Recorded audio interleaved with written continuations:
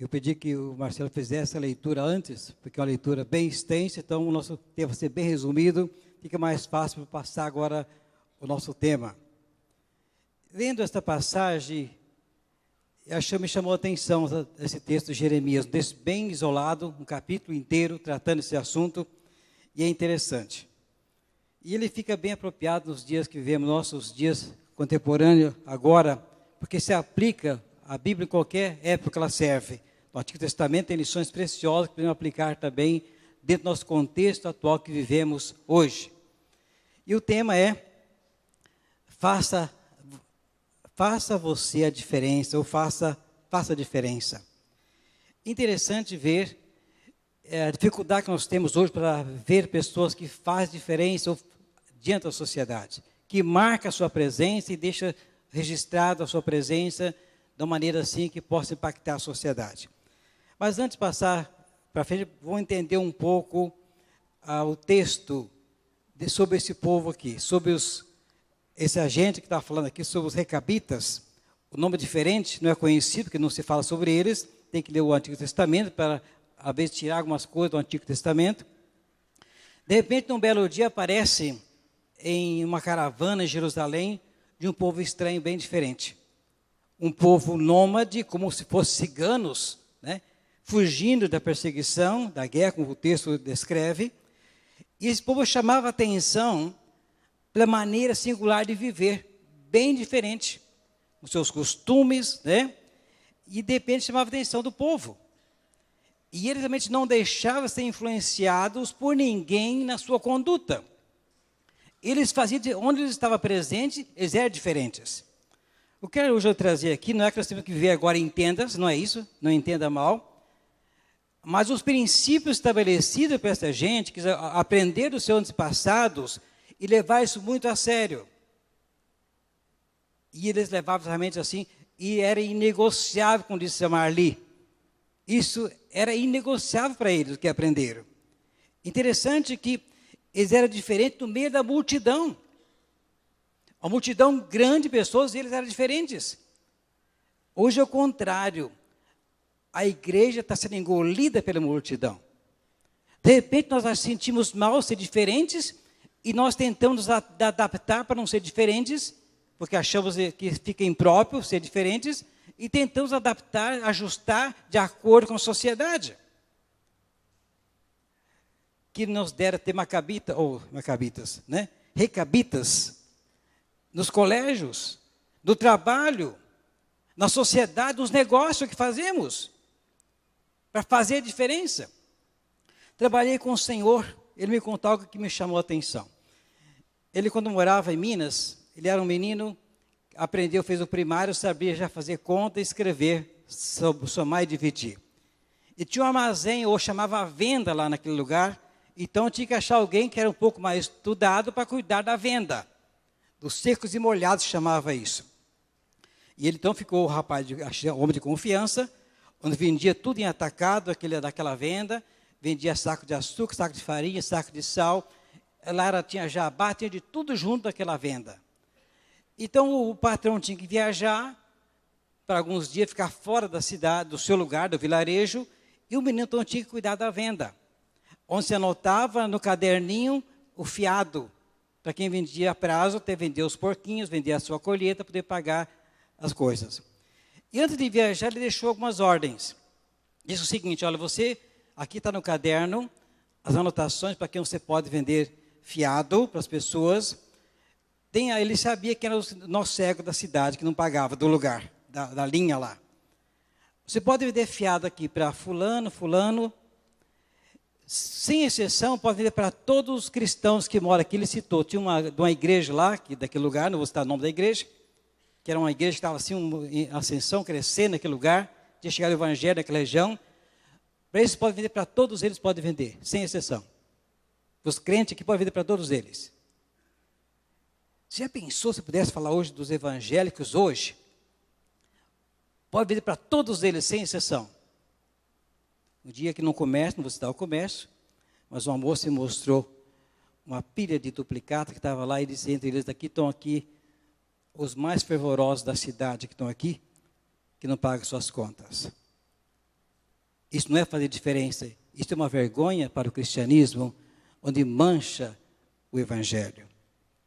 A vida deles era determinada não pela pressão do meio das pessoas. Não era levado pela pressão da sociedade, mas tinha princípios estabelecidos. Eles não pontuavam a sua vida pela cultura humana. Não estava interessado no que pensava a maioria. Eles tinham alguns princípios estabelecidos que aprenderam dos seus pais. Sabe que em nossos dias, as pessoas abandonam os referenciais do passado, a educação. Algumas coisas, de verdade, ficam assim um pouco fora do contexto. Eu fui criado da minha infância aqui, vim para o Paraná, perdi essa questão. Mas em Minas eu lembro que quando eu andava na rua, lá não tinha rua, era estrada empoeirada, né, de pé no chão. Mas quando encontrava um senhor de idade, as crianças tinham por costume, por respeito, dizer bom dia ou benção tio, benção tia. E o senhor tirava o chapéu da cabeça e dizia, Deus te abençoe, meu filho. Não era filho, mas dizia assim, né? Ninguém dizia para o pai ou para a mãe, senhor, ou você, ou senhora, ou você, ou tu, ou velho. Isso é um absurdo quando alguém tratar dessa forma, os seus pais, ô velho, ou você, é senhor, senhora. Na escola, quando alguém era chamado a atenção, chorava de vergonha. Eu ficava vermelho, não ficava vermelho, porque não podia ficar vermelho, né? Mas para mim, me marcava. Isso ficava registrado, a vergonha que eu passava. Isso ficava o resto da vida. Pessoas que fazem diferença, isso marca, e nós aprendemos com essas pessoas que fazem diferença, com gestos, com atitudes. Lembro que quando eu comecei a vir na juventude, aqui na igreja, fomos a Curitiba. Saí aqui do interior, nós aqui não estávamos acostumados, eu morava na roça, vim para a cidade grande, que era Marechal Rondon, né? E logo chegando aqui, tive a oportunidade de ir para Curitiba, num congresso de jovens. No mês de julho, uma época muito fria lá, de repente chegamos lá, mas eu tinha que saborear um picolé, de repente ia lá na cantina picolé. Então eu aproveitei, aqui era coisa muito difícil, eu consegui um picolé, né? Então eu comprei um picolé. E eu não tinha costume de questão de onde jogar papel. Peguei o picolé, não achei nenhum lixeiro, nem que procurei, porque não fazia parte do meu costume. Tirei o papel, joguei no chão. E um senhor de cabeça branca, grisalho, ele viu o que eu fiz. Ele podia ter dado uma lição para mim, me chamado a atenção, chamado de mal educado. Sabe o que ele fez? Ele veio na minha frente, abaixou da minha frente, pegou o papel, nem olhou para mim. E saiu caminhando na minha frente com o papel na mão. E foi no lugar e tinha um lixeiro, colocou o papel e foi embora. Eu só não corri, mas o calor subiu no rosto de vergonha. Nunca mais esqueci a lição desse homem. Esse homem fez uma diferença na minha vida.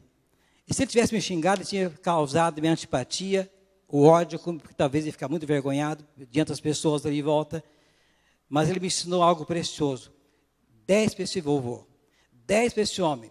Uma educação, uma sabedoria que me ensinou, sem palavras, nunca esqueci. Até hoje, quando estou no carro, coloco os papéis dentro do pacotinho e nunca pela janela. E quando alguém joga a latinha pela janela do carro, eu fico indignado. Ou sai dirigindo, né, por aí, joga papel, joga latinha de bebida pela janela do veículo, eu fico, puxa, né? Não tem educação, né? Porque aprendi uma vez de alguém que me ensinou, fazendo a diferença. O povo de Israel tinha muito a aprender com os recabitas, e nós também temos muito a aprender.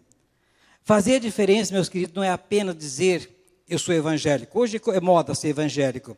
Nos veículos, na nossa roupa, no boné, uma faixa na cabeça.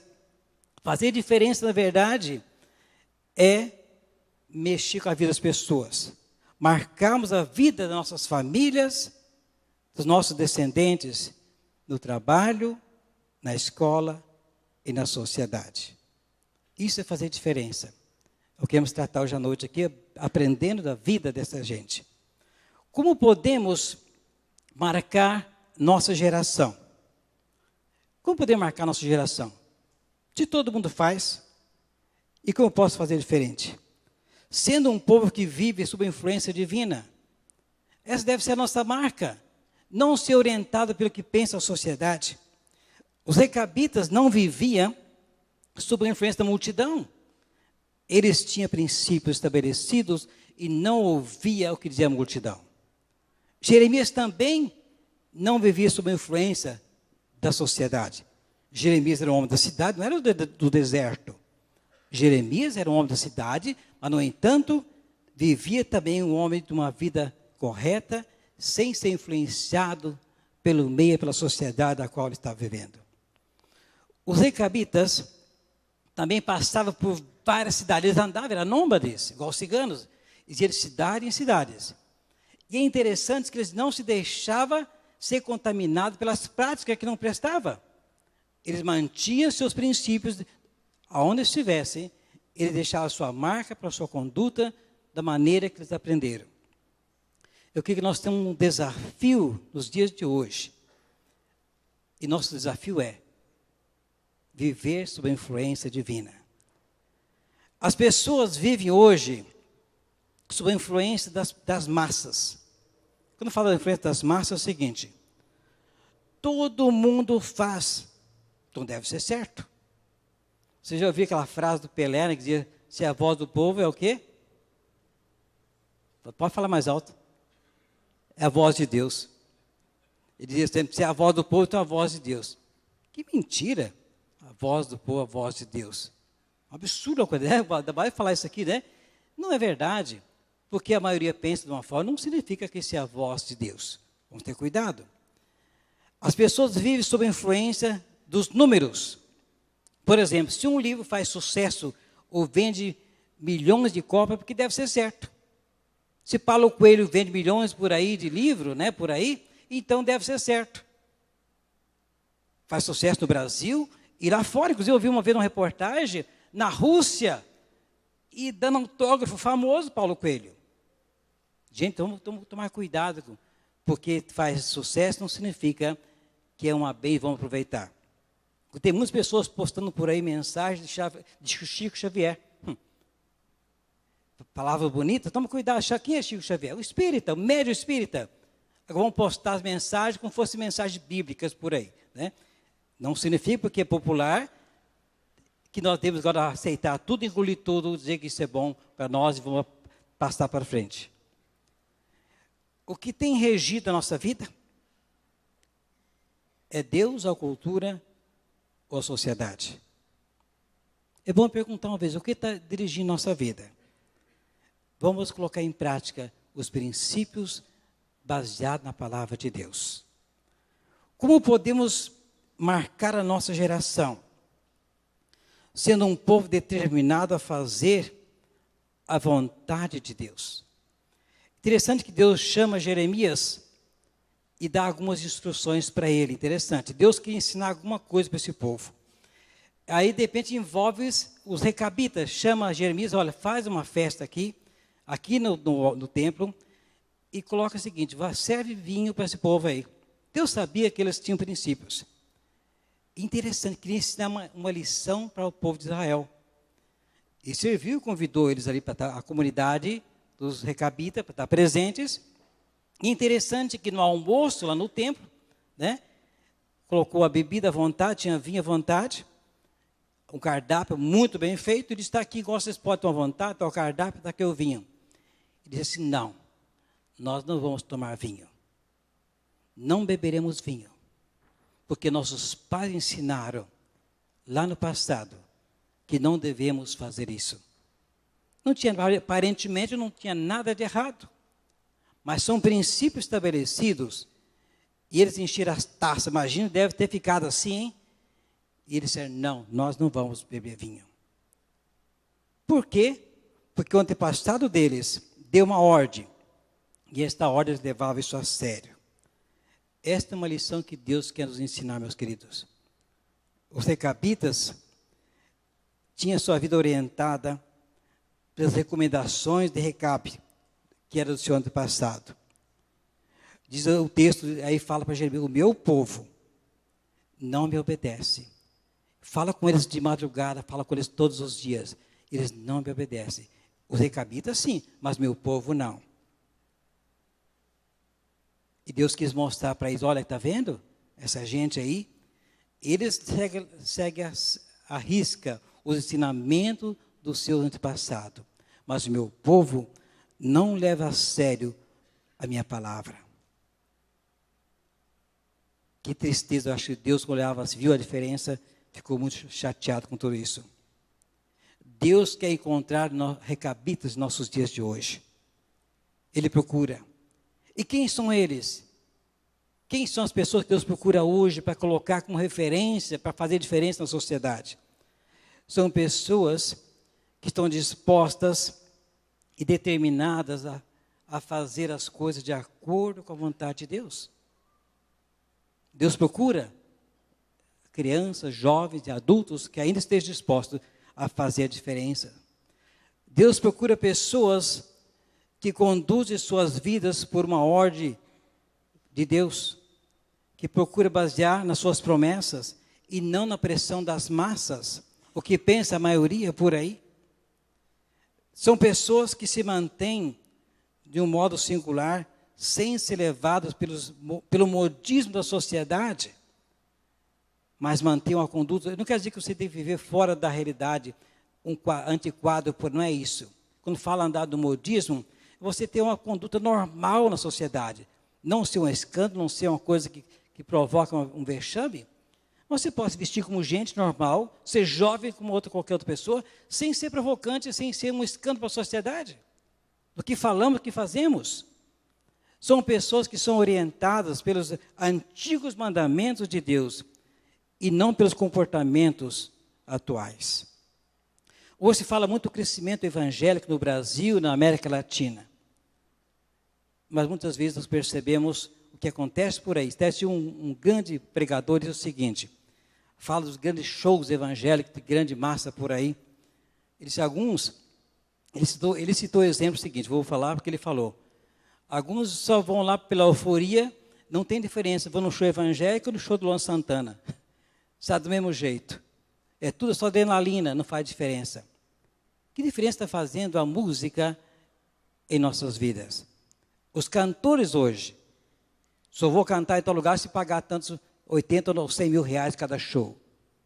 Que diferença isso aqui faz para aqueles que decidem que querem servir a Deus com a pregação da palavra? Claro que tem que viver, tem que ganhar seu dinheiro, mas virou realmente um modismo, sucesso, dar autógrafo, cheio de exigência, não pode, tem que dar com segurança. É ouvindo muito que vivemos hoje. Que Deus nos ajude realmente a manter o evangelho puro de simplicidade, que faz a diferença. Como podemos marcar a nossa geração?